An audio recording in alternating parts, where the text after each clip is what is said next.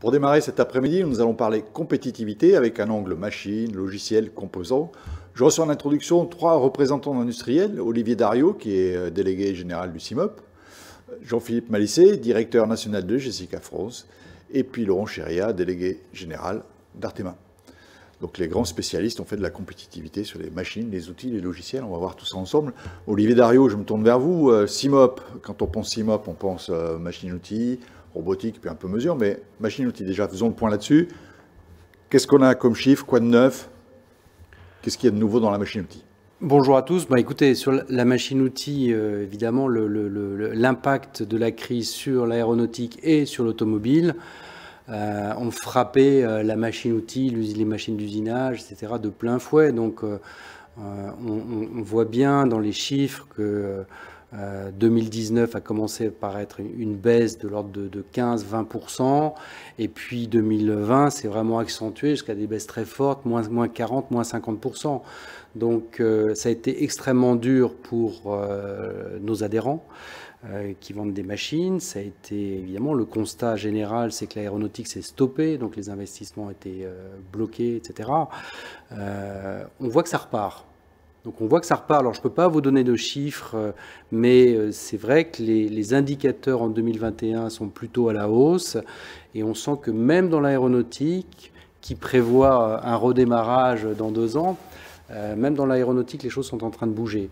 Donc on pense, et c'est un peu ce que nous donne Rexecode comme indicateur, dans les pays qui ont la reprise a été forte, et la reprise a été forte dans l'industrie. Et comme notre secteur quand même de l'aéronautique et de l'automobile sont forts, on espère qu'il va y avoir une reprise forte en 2021. Donc il faudra effectivement regarder les chiffres de la machine-outil sur une tendance.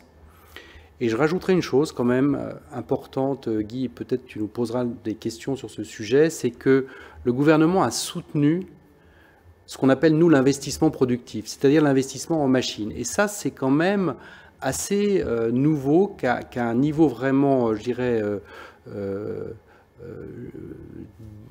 plan de relance, relance économique, etc.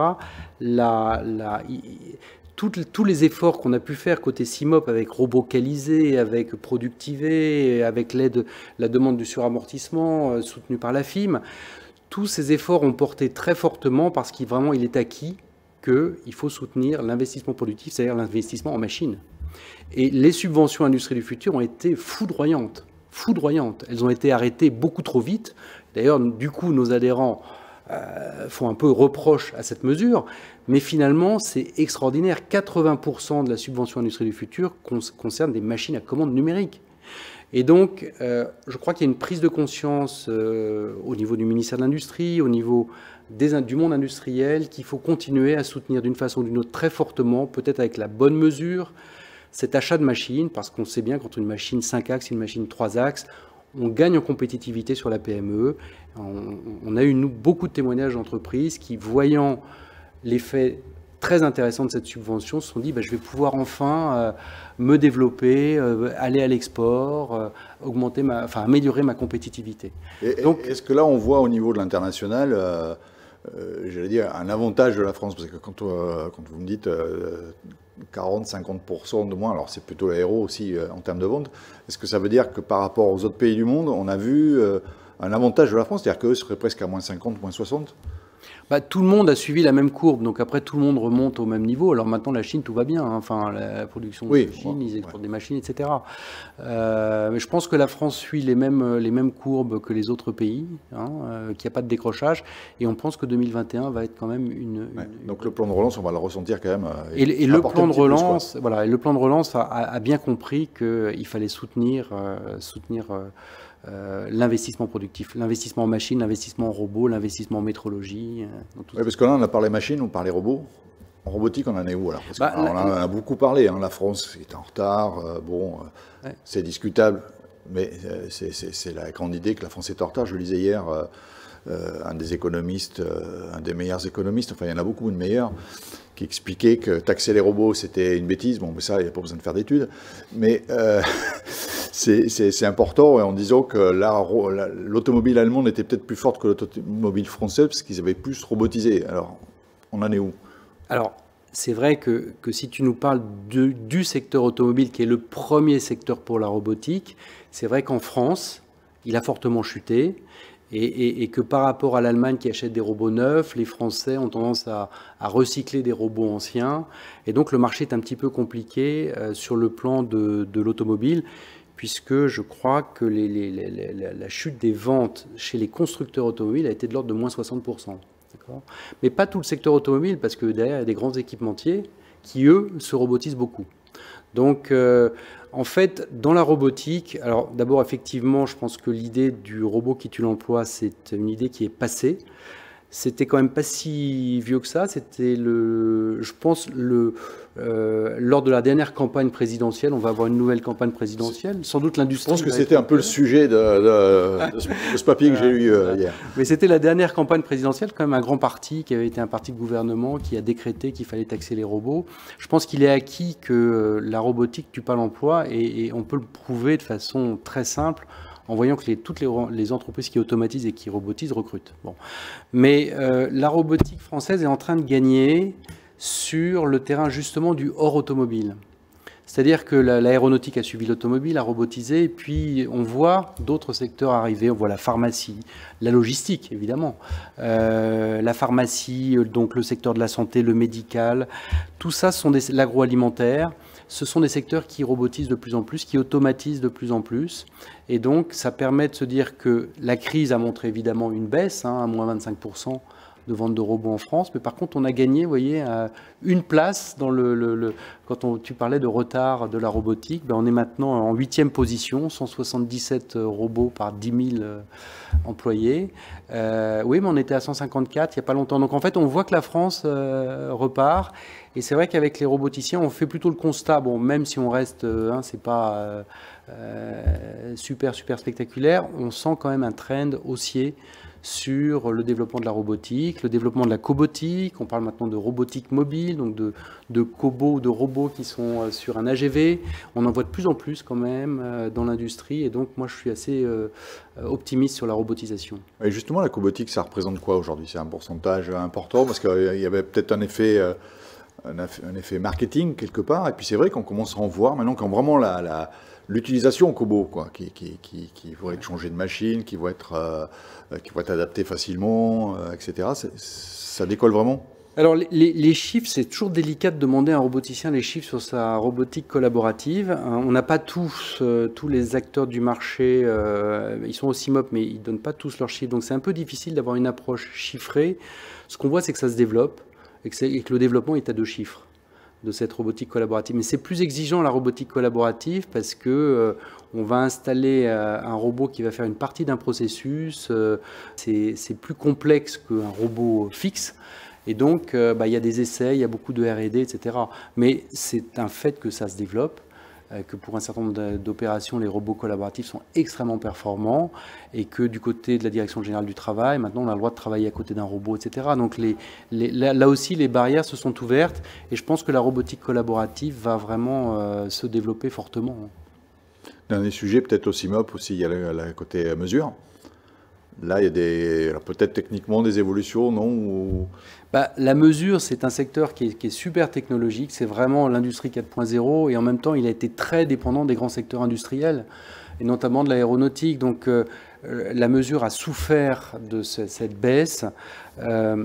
Nous, on pense que ça va repartir d'une part, mais on pense surtout que la mesure, la métrologie, doit se développer sur d'autres secteurs industriels. Et c'est intéressant, ces contrats stratégiques de filière qui commencent à se positionner sur des besoins, et on travaille de plus en plus avec ces contrats stratégiques de filière. On a notre propre contrat stratégique de filière, Solutions Industrie du Futur, et donc on collabore avec d'autres secteurs, je pense au recyclage des déchets, pour pouvoir intégrer des technologies qui sont des technologies de métrologie qui sont tout à fait mûres dans l'aéronautique, mais qui ne sont pas encore mûres dans d'autres filières. Et je pense que c'est aussi un des grands points du plan de relance, c'est la compréhension que cette industrie du futur, elle doit être transversale et qu'il ne faut pas rester enfermé dans le secteur client. Mais comme le fait la robotique, il faut arriver à essaimer dans tout. Sortir de sa zone de confort. Exactement. Et aller voir les nouveaux marchés. Absolument. Dans les débats qu'on a vus précédemment, c'est vraiment un sujet Un sujet cœur. Jean-Philippe Malissé, je me tourne vers vous. On va parler des fabricants de systèmes électroniques avec vous. C'est quand même un secteur important. Avec l'arrivée, moi je me dis, avec l'arrivée des nouvelles technologies, que ce soit les blockchains, l'intelligence artificielle, etc., est-ce qu'on n'a pas ouvert un peu la boîte de Pandore? J'aimerais savoir comment vous vous en sortez de votre côté, comment vous gérez, comment le client il choisit, comment il s'en sort. Alors, c'est vrai qu'on a vu arriver beaucoup de technologies qui sont tirées par, donc, traditionnellement, l'électronique le monde de l'électronique est tiré par l'électronique grand public. Donc nos téléphones, la voiture aussi, qui pousse l'industrie des semi-conducteurs, une industrie de masse. Donc elle a besoin de volume. Et donc du coup, on a beaucoup de technologies qui viennent du monde de l'automobile, du monde de l'électronique grand public, et qui vont tirer, qui ont été des facteurs d'innovation très importants. Et en fait, on voit arriver beaucoup de technologies. Alors il y a des choses aussi, par exemple, typiquement la LED, qui a révolutionné l'éclairage. Donc ces ruptures technologiques vont amener beaucoup de choses. Et ensuite, on regarde à chaque fois sur chaque technologie, qu'est-ce qu'elle peut amener concrètement, sachant qu'à un moment, on est obligé de faire des choix. C'est-à-dire qu'on est obligé de faire des choix en disant, parce que la difficulté qu'on a, c'est que les technologies sont des temps de cycle qui sont sur l'électronique qui sont très rapides, puisqu'ils sont électroniques grand public sur des temps de cycle 18-24 mois. Et par rapport à l'industrie, les temps de cycle sont beaucoup plus élevés, 5-7 ans pour l'automobile, 10-15 ans pour l'aéronautique, jusqu'à 50 ans pour le ferroviaire. Donc il faut ajuster l'évolution très rapide des technologies avec l'évolution et surtout qu'est-ce qu'elles peuvent apporter. Donc nous, on a une approche très tournée vers le besoin. Et on fait des allers-retours entre ce que permettent de faire les technologies et quels sont les services qu'elles peuvent apporter. Et à chaque fois en arbitrant, en disant voilà, quel peut être le meilleur choix, sachant que ce choix, on est amené à prendre des décisions à un moment donné, en disant je fais ce choix-là, en gardant quand même un certain nombre de portes ouvertes. Donc ça se fait par exemple au travers de l'architecture des produits, des systèmes, pour se dire on choisit une technologie, mais on se garde la possibilité d'évoluer. Donc typiquement, dans une architecture, on va distinguer ce qui est par exemple un cœur de métier, par exemple le capteur, le traitement qui se fait souvent très différenciant, c'est obtenir une information, des données, la transformer en information qui va être utile, et puis on va avoir donc avec un traitement local qui peut être de l'intelligence artificielle embarquée par exemple, ou du traitement algorithmique, et puis par exemple la partie transmission, on va l'isoler puisqu'on sait qu'elle va évoluer à un rythme différent. Donc on va essayer de gérer différemment en anticipant les évolutions des technologies. On parle beaucoup de la 5G, aujourd'hui la 5G, on voit quels sont les avantages qu'a la 5G par rapport aux technologies actuelles, puis on va les positionner et à chaque projet, on fait des matrices de choix qui positionnent chaque technologie par rapport à ce qu'elle peut apporter. Ça veut dire qu'il faut être encore plus proche que ça n'était avant du client, en fait. Tout à fait. Parce qu'il y a tellement de technologies, je parlais de boîte de Pandore, mais il y a tellement de choses quand on se dit, tout à fait. Et qu'est-ce qui va être pérenne, en fait, sur tout ça? Vous écoutez ferroviaire, 50 ans, waouh, la vitesse où ça va, il y a un problème là. Hein. Tout à fait. Donc en fait, ce qui est important, effectivement, on insiste beaucoup sur la fonction qui est apportée, la valeur qu'elle peut avoir par rapport à l'utilisateur final, par rapport au client, et on va faire les choix par rapport à cette valeur apportée et par rapport à... Et ça, toujours avec une balance coût-bénéfice pour être optimum par rapport à la solution qu'on va trouver et en ayant en tête l'évolution, mais aussi le contexte réglementaire, le contexte d'usage, etc., et pour prendre le projet dans sa globalité. Typiquement dans l'industrie, on sait que les contextes d'usage sont durs, donc il faut effectivement les traiter. Il y a la question aujourd'hui de la cybersécurité qu'il faut traiter aussi, donc la question de l'autonomie, toutes ces questions-là, on les prend en compte dans le projet pour avoir le meilleur optimum en ayant une approche croisée entre ce qu'apportent les technologies et ce qui peut être, et leurs coûts, et leurs bénéfices, etc. par rapport aux clients. Et les changements de business model que ça oui, c'est ce que j'allais dire. En fait, vous poussez l'industriel pour revoir son modèle économique, tout à fait. quelque part. Aujourd'hui, si on ne se pose pas un certain nombre de questions, on n'est pas solide dans l'expression du besoin, et on va partir sur des solutions qui, peut-être techniquement vont fonctionner, mais qui ne seront pas optimum par rapport à ce que ça peut apporter à l'industriel. Donc, quel service il va pouvoir apporter à ses clients, le fait d'être connecté, le fait de connecter des machines pratiquement en temps réel a apporté beaucoup d'évolution dans le service apporté. un contact continu avec le client, de l'information sur l'utilisation qui est faite de la machine, parce qu'historiquement, un fournisseur de système ne savait pas forcément, avait une vision partielle de l'utilisation qui était faite de sa machine, et ensuite tous les services qui peuvent être apportés, typiquement de la maintenance prédictive, des évolutions, et ça, à la fois ça permet d'apporter du service au client, et en même temps à un industriel de faire évoluer son système par rapport, en connaissant mieux son client, ou l'usage ou les besoins de son client, de faire évoluer ses modèles et de les faire et en ayant des informations plus pertinentes. La définition que j'ai un peu d'un système électronique, c'est la poule et l'œuf. Oui. Il y a du soft et il y a du hard. Le problème, c'est que souvent le soft, c'est quelque chose qui va perdurer peut-être plus longtemps que le hard. Ça veut dire que ce hard, il faut le rendre évolutif, c'est ça? Alors, il faut gérer les évolutions à la fois du hardware et du software. Effectivement, le constat qu'on a fait avec les équipes de Captronics, c'est qu'effectivement, on voit plus le soft perdurer parce qu'on est souvent sur des volumes qui ne sont pas très très importants par rapport au volume de l'électronique grand public, qui sont en millions. Sur des systèmes industriels, on est sur des choses qui sont de l'ordre de centaines, de 1000, 2000 et 10 000, mais on va rarement de là. Et donc le coût rapporté à l'unitaire, le coût du logiciel, de l'intelligence qu'on va pouvoir mettre dans le produit est relativement élevé. Donc il y a un gros enjeu à la fois à gérer la partie matérielle, donc les capteurs, le traitement, les unités de traitement, etc. Et en même temps gérer l'évolution du logiciel pour faire en sorte qu'il soit maintenable, qu'on puisse garantir son fonctionnement. On a des logiques de sûreté de fonctionnement, de taux de disponibilité aussi. Donc, on l'a vu encore avec Orange aujourd'hui sur un système, un bug. Ce sont des gestions, des systèmes qu'il faut pouvoir assurer leur fonctionnement, et c'est une valeur qui est importante sur une chaîne. On doit avoir des taux de disponibilité qui sont très très importants aujourd'hui.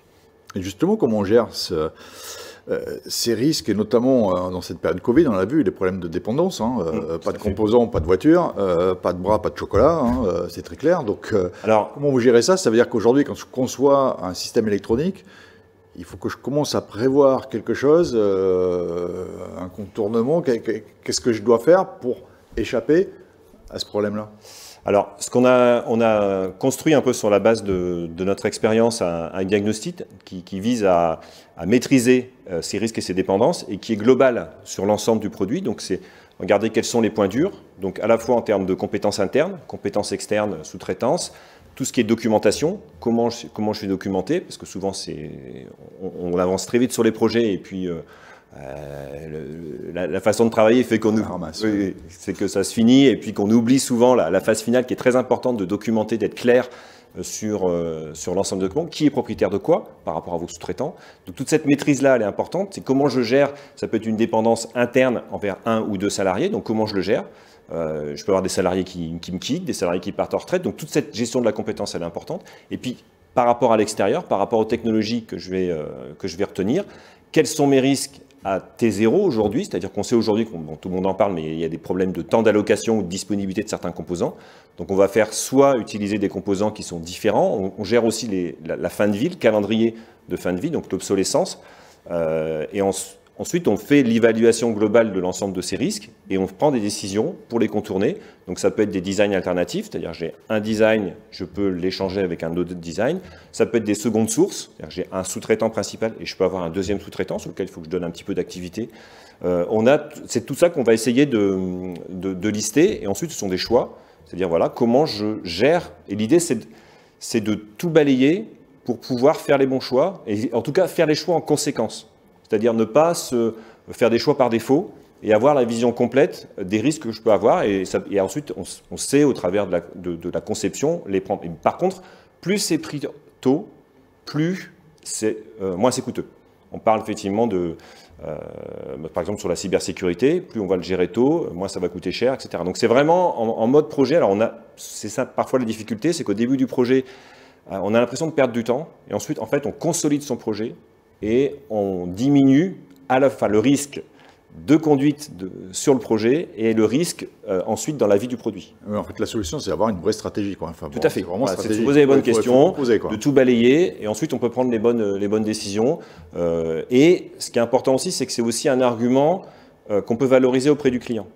C'est-à-dire, OK, mais j'ai une démarche, je valorise aussi ma démarche par rapport à mon client en disant, je m'organise pour vous assurer une disponibilité de mon produit, dans son utilisation, mais aussi dans le temps.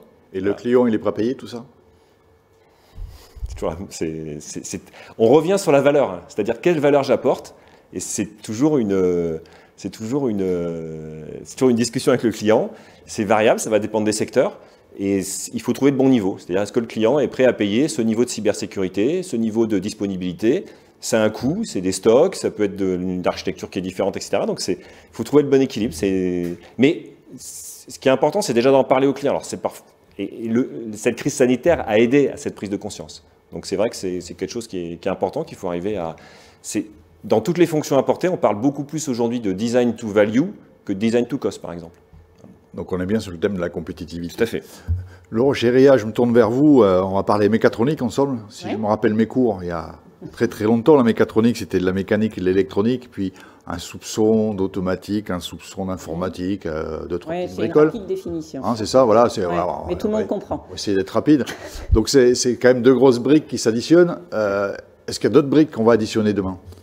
Oui, en fait, la mécatronique, pour prendre Artema, c'est tout ce qui est composants, sous-ensemble, en fait, mécanique et mécatronique. Et en fait, c'est au cœur de toutes les machines, qu'elles soient mobiles ou en atelier de production. Donc, en fait, comme on est au cœur des machines, souvent du mouvement des machines, pour la plupart des entreprises qu'on représente, leur emplacement dans une machine peut permettre énormément de choses, et donc de développement de services. Donc c'est un peu ce que disait Jean-Philippe juste avant, mais c'est vrai que le service est quelque chose qui se développe depuis déjà 10 ans, c'est pas nouveau.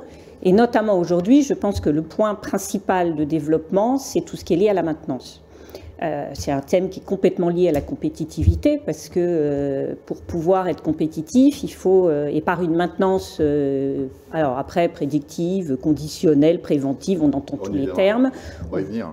En fait, c'est optimiser quand même la durée d'utilisation des équipements de production, enfin en tout cas améliorer le taux de disponibilité, ça c'est un premier, éviter les arrêts intempestifs qui fait que on perd beaucoup de temps, qui peuvent coûter très cher, et puis d'avoir un peu de prévisibilité. Ensuite, c'est aussi pour les interventions, c'est quand même beaucoup plus facile de les planifier au cas où, et puis c'est éviter aussi des déplacements. Quand on a des machines à l'autre bout du monde, il y a aussi de la maintenance et des outils en fait de téléassistante augmentée entre guillemets qui peuvent permettre en fait d'éviter des déplacements coûteux, longs, et qui permettent d'assurer en fait une production complètement suivie, quoi. Mais à vous écouter, ça veut dire que les mécatroniciens demain veulent se garder quelque part la partie servicielle liée à leurs produits et donc veulent intégrer la brique maintenance. Oui.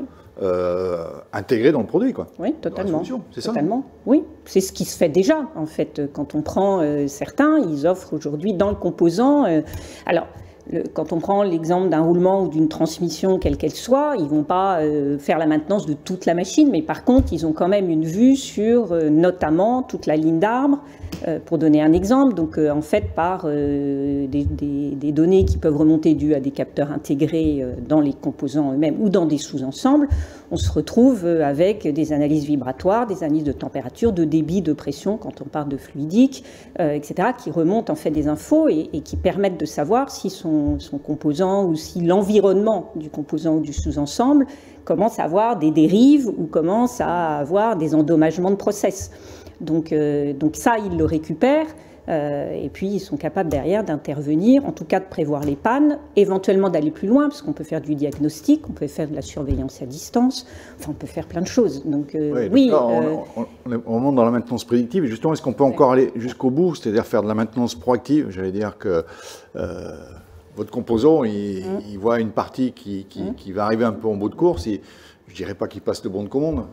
Il ne va pas écrire Amazon directement, et pourquoi pas prévenir en disant attention, parce que tel produit, il a peut-être 6 mois, parce que prévision des prédictibilité de la durée de vie, oui. Et voilà, et puis la durée d'avoir le nouveau produit de remplacement, en fait, qui n'est pas forcément instantané en stock. Ce qu'il faut savoir, c'est quand même que sur certains composants, surtout dans les grandes séries, il existe en fait des solutions qui sont en vigueur depuis déjà plusieurs années, 5-6 ans. Je prends les exemples des fixations auxquelles on ne pense pas. La fixation, elle est de plus en plus intelligente. Donc ça, c'est un premier point. Et le deuxième, c'est qu'ils ont la logistique en fixation est très importante parce qu'ils sont dans l'assemblage, donc il faut qu'il y ait les fixations tout le temps présentes. Et en fait, ils gèrent les stocks à distance Quand les stocks baissent, on a une alerte, les commandes automatiques reviennent dans l'entreprise et ils relivrent. Donc ça existe déjà. Alors c'est sur les grandes séries, c'est plutôt sur une gestion de stock qu'une partie maintenance, c'est de la gestion de pièces détachées, parce qu'on ne peut pas se permettre d'avoir une fixation qui manque à un moment. Alors c'est vrai dans l'automobile encore plus, mais c'est pas que là, et ça existe déjà. Donc de dire qu'après on va aller dans l'industrie avec ce genre de choses, où effectivement on aura l'autocommande, la commande automatique, pourquoi pas? On n'y est pas. Après, il faut aussi, il y a une question de valeur. Est-ce que ça vaut le coup? Souvent, dans des composants, on a quand même un composant en stock mini pour remplacer. Enfin, quand on prend une transmission pneumatique, on en a souvent une autre à dispo. Donc, c'est pas forcément judicieux. Il faut voir la valeur économique des choses. Comment tout ça, ça se traduit à Artema? Comment on met en musique? Parce que c'est bien d'avoir cette brique, mais à un moment, je sais pas. Alors déjà, bon, ça fait longtemps, ça fait très longtemps qu'on travaille sur le sujet. On a une commission mécatronique qui a abordé en fait la maintenance depuis très longtemps. Mais là, on va passer à une étape supérieure. En fait, le conseil d'administration d'Artema a décidé la semaine dernière, donc c'est quand même relativement récent, la création d'une commission maintenance et services. Donc maintenance et services, justement pour associer les deux. Qui donc officiellement est lancée et qui aura donc la réunion, ça va être 2021 en fait. On démarre en septembre en fait là sur tous les sujets. La question elle est déjà d'être assez pratique. La première étape c'est en fait d'aider nos adhérents à offrir davantage de valeur ajoutée avec leurs produits. Donc plutôt le service par la maintenance qui est un des biais. Donc ça il y a plusieurs actions. Il y a déjà des choses très pragmatiques et de partage de bonnes pratiques. Donc, par exemple, demain, on a un webinaire qui est sur l'utilisation des lunettes connectées chez nos adhérents. L'un sur le suivi en service et l'autre sur du montage, démontage, etc. Donc ça, avec deux adhérents qui ont accepté de témoigner devant les autres. Mais donc ça, c'est déjà un première échelle. Après, ça sera éventuellement un guide dans lequel il y aura déjà un peu les bonnes pratiques, comment on met en place une surveillance à distance, parce que ce qui est très compliqué, souvent notamment pour des PME, c'est récupérer des données. Aujourd'hui, ça commence à être bien pris en compte. Par contre, quelles sont les données pertinentes ? Parce qu'une PME, elle n'aura pas les capacités de tout traiter. Donc, il faut les données pertinentes. Quelles sont les données pertinentes? On ne va pas non plus récupérer les infos de toute une ligne de prod. Il y a des machines qui sont stratégiques et qui sont critiques. Celle-là, il ne faut surtout pas qu'elle tombe en panne. Par contre, il y en aura une autre. Si elle est arrêtée plusieurs heures, ce n'est pas gênant pour le process. Donc, il faut aussi savoir comment donc revenir aux besoins du client et savoir quel est le besoin réel et en fonction de tout ça. Et donc ça, il y aura toute cette partie-là. Et il y a un point qui est quand même très important, c'est tout ce qui est aspect contractuel. On ne peut pas, alors les conditions générales d'intervention sur site, parce qu'on a quand même aussi des industriels qui interviennent sur site, donc il faut aussi avoir tout ça. Il y a toute la partie formation du service après-vente, parce qu'on arrive à une maintenance qui est totalement différente. Et là, il faut former les clients aussi, parce que là, c'est un vrai souci. On a eu des expériences douloureuse sur le sujet. Donc, la formation est très en retard sur la partie maintenance. Donc, ça, on travaille sur les sujets. Il y a tout ce qui va être aussi le problème de la lutte contre la contrefaçon, la copie, etc., qui, pour les composants, est un axe majeur. Et par la maintenance, c'est un sujet qu'on peut tracer. Et vous travaillez justement sur la supply chain, oui, parce que c'est un des gros donc sujets. Donc, c'est tous les sujets, tous les sujets. Et alors, chez vous, en fait, c'est plein de composants, mais nous, on est au milieu, en fait. Et pourquoi on est plutôt bien placé pour travailler sur ces sujets-là? C'est qu'en fait, nos adhérents ont d'abord leur ligne de production où ils partent de la matière et ils vont jusqu'au bout. Donc, ils testent en fait leurs composants sur leur propre machine. Donc, en fait, ils font de l'expérience en live permanent et après, ils proposent leur système au marché. Donc, ils les ont déjà testés, ils ont vu ce qui marche, ce qu'ils peuvent pas faire, ce qu'ils peuvent faire ou pas faire. Et donc, ils ont une offre qui est assez mature quand ils arrivent, même si elle évolue sans cesse. Et ils développent des tonnes de choses parce qu'ils se sont rendus compte que dans leurs propres usines, ils en avaient besoin et que c'était utile, rentable, que ça apportait de la valeur, que leur outil de production était plus fiable et plus disponible, et donc meilleure compétitivité coût, enfin, etc., etc. Donc en fait, ils vont pas mal dans ce sens-là, et nous, on va tout faire pour les aider. On est d'abord au service de nos adhérents, c'est eux qui qui nous payent. Ouais, je crois que tous les trois, vous êtes sur voilà. la même approche. En tout cas, je vous remercie tous les trois pour ces échanges qui montrent que l'on n'a pas fini avec les évolutions technologiques, qui sont là pour apporter encore plus de compétitivité, c'est le sujet, et c'est ce qu'on va confirmer maintenant avec des webinaires qui vont suivre.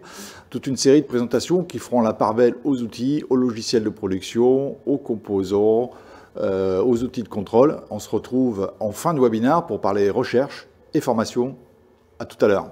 Merci.